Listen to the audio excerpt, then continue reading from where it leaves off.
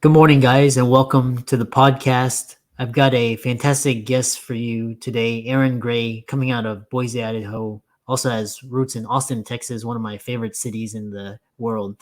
And she is the founder of Generate a Life Well Lived. And what's interesting is she's got a background as a CFP, but she's going to talk about this classic overachiever hamster wheel, overwork kind of, and she's going to talk about the money mindsets, and hopefully that resonates to a lot of the audience who are doctors, lawyers, dentists, high achievers as well. And I'm really excited for the conversation. So, Erin, welcome. Thanks, Christopher, for having me. Happy to be here. Yeah. So I know we talked a little bit earlier, and I think what your message will really resonate. So just share your story, and we'll dive into the questions. Yeah, I think like a lot of your listeners, I have been in your shoes. I sometimes go back into those shoes, right? And I was the classic overachiever, right? Like you are told to go to college and you're told to get a degree and you're told like you want to make money and you want to have all of these things. And it's almost like I call it like I used to live like a checklist life. And even though I had accomplished all of the things that I thought would make me happy and I would feel fulfilled, it was probably more like 10 years ago, but really started to really get at it around 5 years ago. And what am I doing with my life? Like I have all of this and I still don't feel happy and I still don't feel fulfilled and have everything that I thought that I wanted. And there also came a lot of guilt with that because there are people in the world that don't have what I had. And so you have shame and guilt around that because why are you complaining? You have money, you get to go on vacations, you have houses. What are you complaining about? So there's this quietness, I think, that a lot of us might sit with or be with because we don't want to share that with other people because we feel a lot of shame and guilt around that. And I just want to say, if that is what you're feeling, like you aren't alone. And the more that those of us that have this feel this, that we talk about it, the more that we bring it to light, the more that it's, you know what, there is no someone gets to suffer worse award. And so I just got to a point where I was like, I don't want to live for retirement. And that's really what I was doing. And I knew that if I continued on this route, like it would be another 10 years is where we were going towards, but I just can't imagine going another 10 years at the rate that I was going. And so I knew that things needed to shift. And so at the time, I was working in my family's business, running all of the finance and the operations side. And I knew I didn't want to buy it because if I bought it, it would be definitely from a money standpoint. It would not be from a heart's desire standpoint. And so I got up enough courage over time. This is the short version. This didn't happen overnight, but courage to quit and start my own coaching practice and help other people along the same similar journey. And probably 2 years in, I was like, I don't want to work right now. Like I'd never not worked. And so what turned into 3 months of taking time off ended up being 3 years. And so that's being able to travel, spend time with my family. I scheduled my only child's birth around payroll. And so just really taking time to be versus do. And so now I help other women specifically, mainly just transform their relationship with money and their relationship with themselves. You know, with that story, I think it really resonates again. And the thing is, what is this constant, this kind of overachiever working, and how does it relate to money mindsets and in your clients? Because I know you work with entrepreneurs and fix their mindsets. Talk about that. Yeah, I think that there is a direct correlation of earning love and earning grades when we were younger we just switch it to business and it just becomes money with business. And we have so much wrapped up in our identity and our value of how much money we make and what we make that mean about ourselves, like how our business is. And really the two are completely separate, right? But we have so much intertwined because we have not taken the time to sit down and to feel what needed to be felt. And we're chasing things in order to feel a certain way versus doing an inside out job.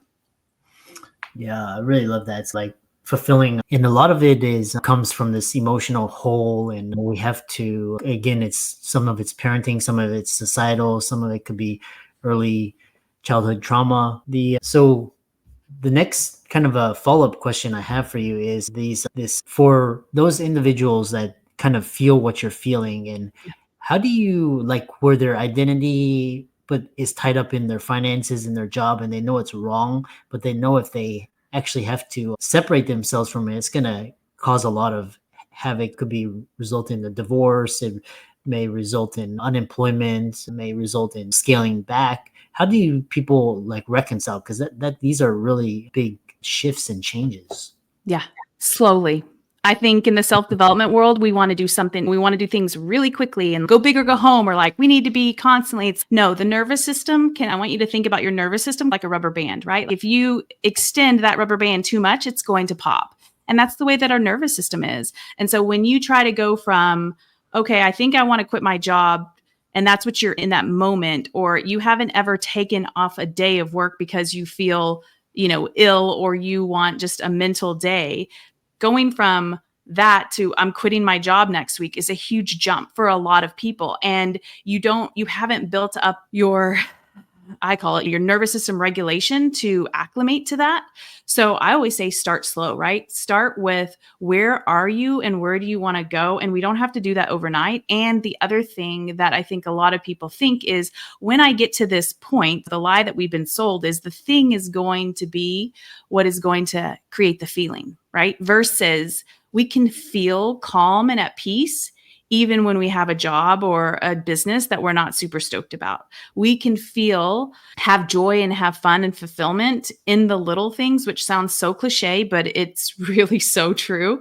And I think that a lot of us we're trying to get away from something versus moving towards something. So we want to get out of this as quickly as possible because we don't like the feeling that we are feeling versus allowing those feelings. Like they're there to tell us something. They are a messenger to us, right? Our bodies are our greatest messengers. And so if we are thinking, okay, and I think it's also too, is are we willing? A lot of us, some of us, sometimes we aren't willing to do. And when I say the hard stuff, for us high achievers, the hard stuff isn't working more. The hard stuff isn't making more money and hustling. The hard stuff is, you know what? I feel really tired today. I'm going to take a day off. The hard stuff is, you know what? I know everyone is asking me for all of this help, but you know what? I'm going to say no to everyone today. That's the hard stuff for us. And I don't think that we talk about that. And we're in a culture of hustle and hurry and get to the top as quickly as possible, which there is no top. And so the things that I really help my clients with is getting into the body. We've been so disconnected, like you said, whether it be from childhood or societal conditioning, or there's so many different ways that we've been conditioned to disconnect from the body. And in a way, it did keep us safe. And also, in order to reconnect, we do have to come back home to our bodies and to listen to what our bodies are saying. And when you reconnect with your body, what are some quick and easy ways to just reconnect and get in and again reconnect? Yeah, I think the simplest is our breath. Like how many of us actually, if you were to ask yourself right now, that if you're listening, are you breathing from your upper lung area, or are you actually taking a breath from the reason why your belly pushes out when you take a big deep breath is because your diaphragm actually pushes down. So are you actually breathing from that lower area, which enacts the parasympathetic, versus when you're breathing from a higher point, right? That's the stress sympathetic state. And so just checking in with your breath. Like at the beginning, I had to literally set an alarm on my phone every hour and to ask myself, what am I thinking? What am I feeling right now? I didn't even have language for what I was feeling. And so sometimes we don't necessarily have to name it. You don't have to go searching because that can keep you in your head, but you can just get a sense of what are the sensations I'm feeling in my body right now. And I think the breath is such an easy way to connect and to get connected with the body. There's other somatic exercises that you can do, but I think the breath, we always have our breath. So check in with your breath. Are you actually breathing? Literally, yes, we're all breathing, but are you taking those short breaths, or are you actually exhaling and, taking a full in breath and out breath? Yeah, I love that. And I know a lot of people listening to this, for example, they love yoga or just force you like that heat and kind of those weird positions and stretches to, focus in on the sensations. And some people, they to get into their body, they just turn off their phone for the rest of the day. And what the next question I have for you is, because what's really interesting is you talk about this idea of impact of travel on money beliefs, and you mentioned travel as a way to face and feel your money fears. Elaborate on that. Yeah, I think that travel is the other thing I would say about getting into your body, to go back to that a little bit, is how many of us as adults get to play? How many of us actually are like, that is a way for me to get into my body immediately? What are the things? And that was an exercise in and of itself to figure out, what do I actually enjoy doing? Not from a stance of, okay, if I do this, then I'm going to generate money. Because so many of us high achievers want to be like, okay, I'm good at this, I can make this something, versus what do I get to do for myself to enjoy that no one else gets to experience, in the sense of it's just for me, myself. What am I doing to play? And for me, travel is a way, I think, that it can bring the unconscious to the conscious, because you're in a different environment. And you are really having to be conscious, because if you're driving somewhere, you're trying to figure out where you want to go. There's so much that allows you to be present with travel. And if you obviously love travel, and if you don't love travel, I'm always a big proponent of, don't just do something because someone suggests to do it, right? Like, really go back to, do I actually enjoy this? So for those of you that do love travel, think about how, when you travel, are you aware? Are you conscious? Are you able to give yourself reflection and downtime? I think so many of us, I just got back from a trip from Vancouver Island. And typically when we travel, it's very much slow paced, but this was just in a week. And I recognized how much I did not allow myself downtime to process, to think about the experiences, the people that I talked to, the integration, all of that kind of stuff. And so I think travel can really, if you allow it, can push you outside your comfort zone. Think about places that you may not want to visit because you have some ideas about what it might be like, or just think about, if you do love travel, what are the ways that it expands you? And it does this naturally if we allow it. We don't have to, I think sometimes we can, as high achievers, we can turn everything into a mental project versus just being, right? Being the person that just moves through time and space and recognizes things as we travel. Yeah. And one thing that came to mind while you were talking is travel is the ultimate embodiment of freedom, because you have to have time, Yeah. and you have to have location, and you also have to have the finance. You have to be able to pay, and then also the emotional. And so what's really interesting is, I've seen myself included, is this to just let go is really hard, because like when you're traveling, like when I'm on vacation with my wife and my family, it's really hard to disconnect and just leave everything there. So what are some tools or strategies to just disengage? And because like when you're traveling and on vacation, your family wants you present. They don't want you thinking about emails and all that. How do you disengage? Yeah. I think that's the first fallacy, is we think that travel or vacation, that's the way I used to think. I used to think, oh, I'm going on vacation, so this is my chance to like disengage, right? Versus travel is just a part of who you are, right? So you take yourself wherever you go. So if you are not practiced at being present, you're not going to just magically be present when you travel, because you have not built up that skill set yet of being present at home. So practice being who you are 100% of the time, versus I think a lot of us have been sold like, oh, we get to go on a 2-week vacation, we can finally relax. It's no, practice building up the skill set of being relaxed and calm in your everyday life, because then you just take yourself on to wherever country you're going to go, wherever city you're going to go, and you're going to be calm and you're going to be present. So I would go back to, okay, so as of right now at home, who are you? Who are you being? Are you being someone who is multitasking all the time, which is another thing that we've been sold, like we need to multitask? No, we can process one thing at a time. So are you doing one thing at a time? Are you actually checking in with your body on a consistent basis? Are you taking time to, and whether that, when I say meditate, I don't mean sitting in silence all the time. That could be walking and pondering, just some sort of connection with yourself and your body.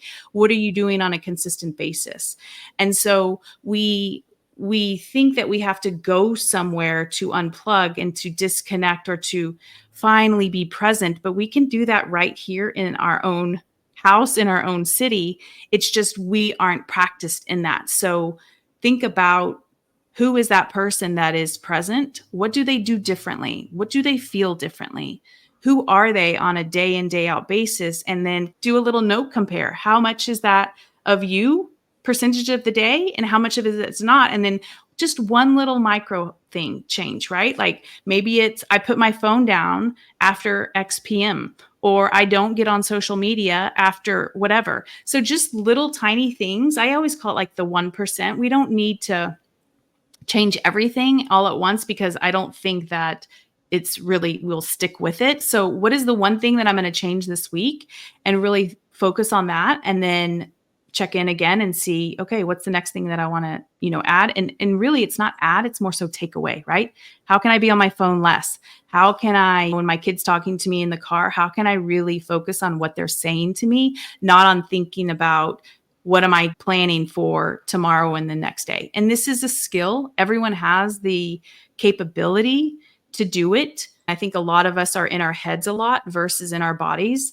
It's not a problem, right? Just recognizing where you are and knowing that is what has kept you safe, because being in our heads, we don't have to be in our bodies and feel what we're feeling. So that's what I would suggest. Interesting. And I want to talk to you about, because I have two follow-up questions from that.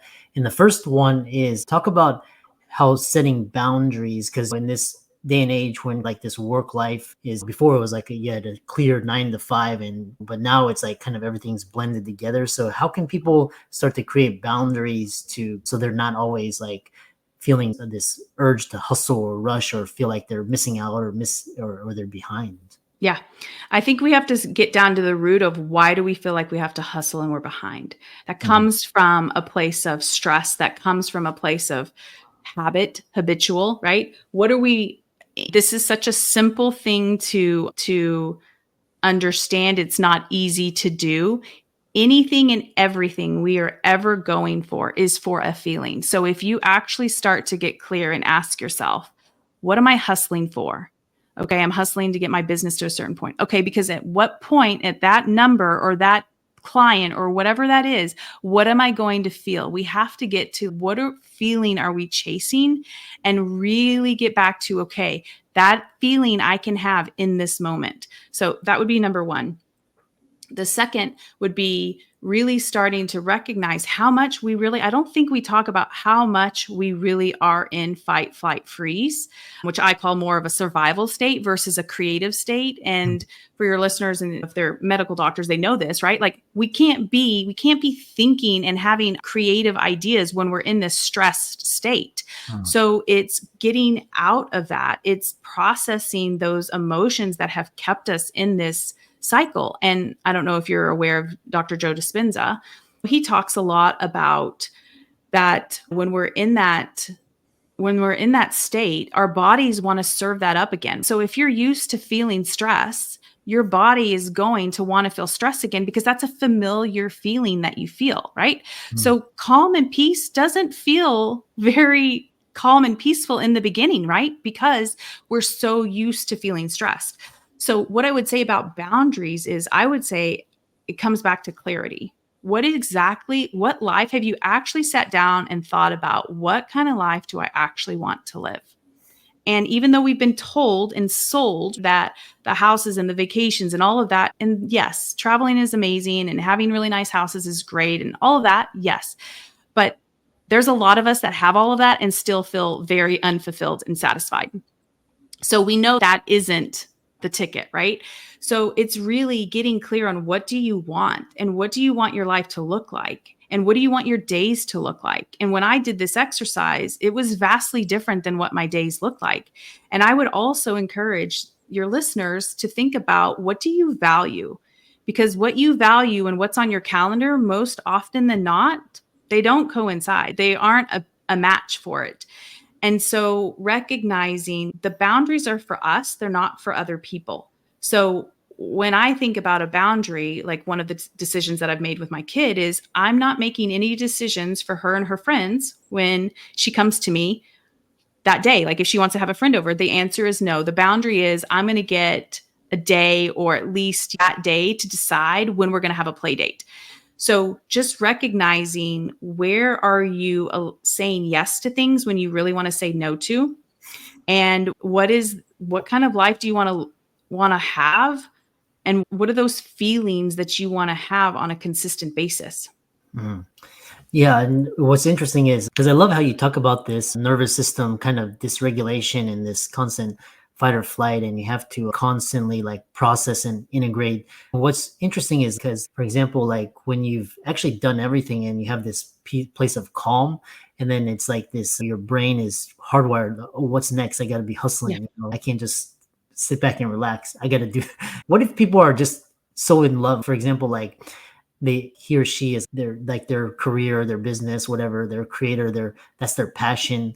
They could do it 24/7. They get into this flow state. And what's wrong with that? If they want to create or speak or travel or hustle 20. Nothing. There's nothing wrong with that, right? Like that you said the word, it's the flow state. But when you ask the question about with people and boundaries, but this hustle isn't flow state, right? Flow state is time passes and there's 8 areas of your life.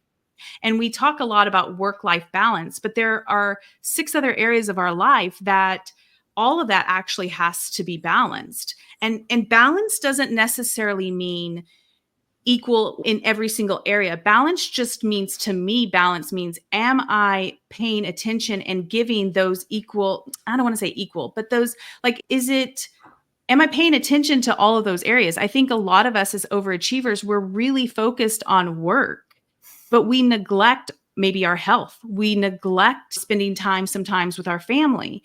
And that over time, you have to ask yourself, what am I trying to do in my work area that I'm neglecting in other areas? And it goes back to, I think, really childhood, right? What am I trying to prove? Because it comes sometimes from a proving energy. Now, when you're talking about, I love to work and it's a flow state, that's very different energy than I want to hustle and I want to get my business and I'm focusing on it and I'm thinking about it all the time. Because here's the thing. If you already had what you were chasing, you wouldn't be thinking about it all the time. You would just be being it, right? And so I think so many of us think that no, but nothing, if you look at nature does not go 100 miles an hour all the time. There are seasons. Like I said, we were in Vancouver Island and we went on to a whale watching, and the humpback whales, they rest, they sleep, they allow for play. They like, if we look at nature, are we being nature, or are we have been conditioned to hustle and to get to this place because then we get to rest? And the thing is you've built your nervous system up to never rest. Yeah. And do you think this is more common because I've lived in Latin America and Europe, and they don't seem to have this problem. It's just in the Western, like especially in America. Yeah. Is that just our culture of capitalism, or just ingrained by the media and the school system, or is that just innate in capitalism, or? Yeah. I would say both, actually, because I've talked to, and maybe it looks a little bit different, but I've talked to people all over the world, traveled all over the world, and it's a different flavor. I remember I was talking to a woman who was walking me. We were in Thailand and Chiang Mai, and she was talking about how her family was wanting her to do something. And she was like, I don't really want to, but there was a lot of shoulds. And I said, it's interesting. It doesn't matter where I go. We have those shoulds, and it may look different. Maybe it's different from a cultural standpoint, but we have these expectations that have been placed on us that we aren't truly living truly to who we are and what we want versus. And so I think it probably is more heavier in the US because the media is controlled and they control what goes on and what gets talked about, and they have their agendas and politicians and all of the banking industry, the financial, like all of it. So I think you have that. But I think at the end of the day, like one of the things that I love about travel and that it's really taught me is we all are so different, and yet we all are so the same. And so I have my shoulds they might come from a different place of expectations of what a good mom looks like or what a business owner is supposed to be. And she had her shoulds. They were a little bit different, but they were still shoulds. And so I do think that the Western world is very much so money driven. And we also, and it's not the best, example, right? Look at our health, look at what's going on currently within the US. So I do think that we definitely have been conditioned and we don't question it. We don't stop to think, because if you're in hustle mode, when do you have the space and the time to ponder?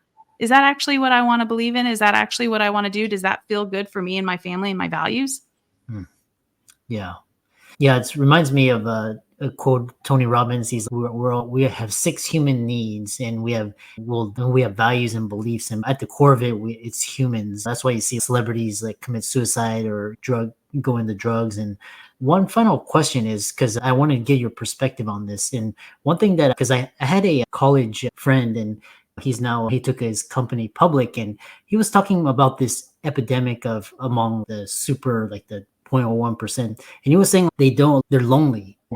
They have their circle, but it's all professional, and they can't get too close to them because they're afraid of Getting taken advantage of, or betrayal, yeah, or like they don't get married. They don't have kids. They come into this big house. It's all lonely. What's going on there where you have just all this massive wealth, but just like you can't share with people and you're afraid? yeah. Obviously, I don't know because I'm not in his body, but the Yeah. things that I have noticed with myself and with clients that I have Mm, supported is it mm, all comes down to safety and security. And how mm, many of us have been taught that money does that for us? And it mm, doesn't, right? Because if it does, then there would be people that have lots of money that would feel totally secure. And we know that's not the case because they think they need more of it. And so I think when you say lonely, it's like how many of us have been taught or shown how to be with ourselves, how to love ourselves, how to believe in us, not just from a business standpoint, but like each of us are geniuses and the best. And how many of us actually have a good self esteem, or how many of us are actually trying to do the thing to make us feel? And I think that I do see that. I think a lot of people are trying to get something, to, like you said at the very beginning, to fill this void within us. And here's the deal. We all have it, right? Like we all have it. How many of us are working towards filling that and meeting our own needs and that own love that we are trying to get outside of ourselves? And when I say love, it could be romantic love. It could be friendship love. It could be love from our business. A lot of us try to make our business, right, our lover, in terms of fulfilling that need that we are missing. And so how many of us are actually doing the internal work versus trying to get the external to get us to feel what we are missing on inside? mhm. Yeah, I love that. How can people find out more about you and reach out to you? Because I really love your thoughts, and I really enjoyed this discussion. Yeah. You can go to my website, Generate a Life Well Lived, or my podcast, same thing on Apple, Generate a Life Well Lived. Yeah, and thanks so much for coming on. I think the audience got a lot of value from that, and keep up the great work. Yeah. Thanks, Christopher.